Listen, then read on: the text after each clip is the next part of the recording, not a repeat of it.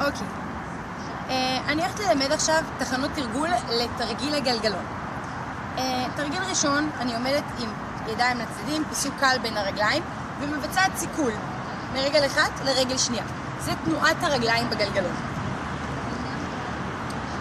שלב שני, אני מבצעת אותו דבר עם ידיים בסמיכה על הרצפה בצורה כזאת.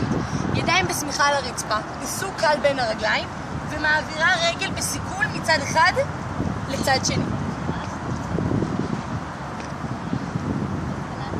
אחרי זה, שאני מלמדת כבר ממש את תנועת הגלגלון, אני מבקשת לעמוד על קו ישר, לתפוס קו באולם. רגל לפנים, ידיים למעלה, ואני פשוט עושה את התרגול רק עם תנופה קלה. מנסה להניח ידיים על הקו ולהעביר רגליים בסיכול אל הקו. שוב. מתחילה ידיים למעלה, רגל לפנים. מנסה להניח ידיים על הקו ולהעביר רגליים אל המשך הקו. לבסוף, אני באה אל הספסל ומתרגלת אותו דבר על הספסל, שזה מצריך ממני להרים את הרגליים יותר גבוה.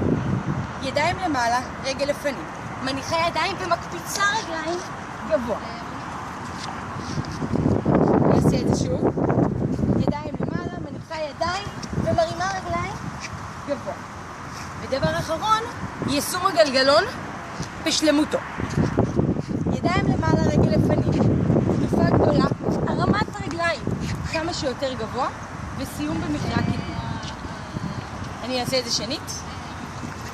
מתחילה ברגל בתמיכה לפנים, גלגלון עם הרמת רגליים גבוה, וסיום במכרע קדמי.